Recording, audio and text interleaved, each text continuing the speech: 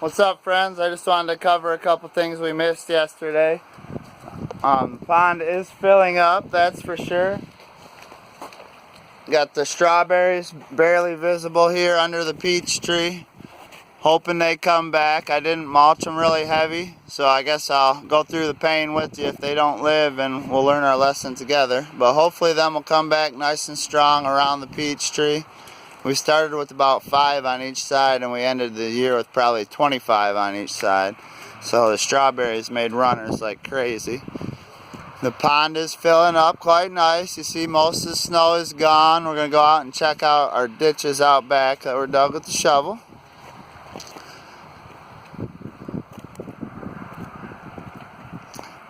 Had to come out here and bust this ice loose.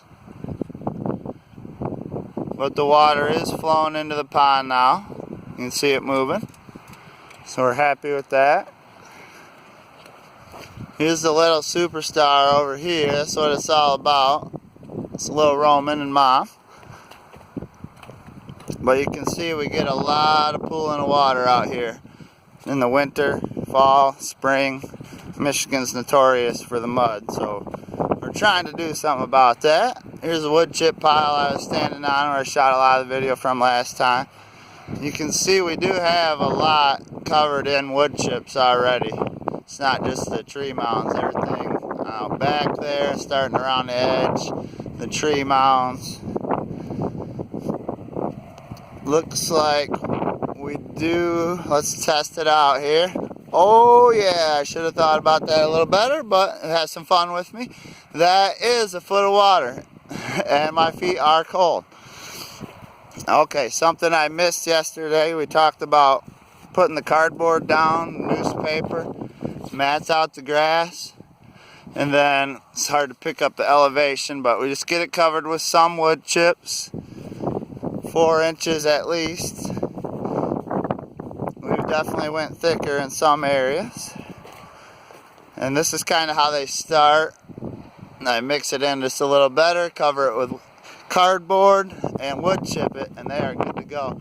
This is one I couldn't think of the name of yesterday. It's our Northern Spy. It's a parent of Honeycrisp. It's supposed to be delicious apples, but it can take up to 10 years to grow apples, unfortunately. Well, that's alright. We just got a couple in. This is a row of 5 blueberries. No leaves on them. It'll be a lot more fun to look at in the spring. But we got some really sought after ones. The Chandler, the Patriot, Pink Lady, I believe it is. See, we tried last year to do this with just a small mulching. We were trying to do more than we had time for. And it didn't really work out so good. The ones that were mulched were excellent. We got like 40, 50 tomatoes off of each one of them. These we just got a couple. So that literally tells you, you know, do not do it this way. Get more wood chips down than that. Don't mow around your tomatoes. But you can see this is a little bit smaller dam here in the back, but it's doing the same thing. It's got a trench, just like the other one. Roman's going to show us that as he falls into our little trench here, but he'll be alright. And that was the main thing. I just wanted to cover a couple of things that I missed yesterday about how we sheet mulch here. A couple of the names. I wanted to show you the blueberries. Them also do have a big row of strawberries right in front of all them blueberries. And I definitely wanted to show you how much water we really got out here. And that's why I wanted to try to corral some of it and keep some of it where we want it. As you can see, it definitely piles up on us.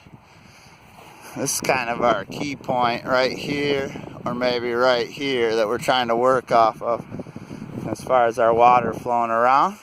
Definitely would advise you to look up some Jeff Lawton videos on permaculture and how to design some of the earthworks. But yeah, thanks for coming along with us. We have lots more fun videos coming out this spring as it warms up.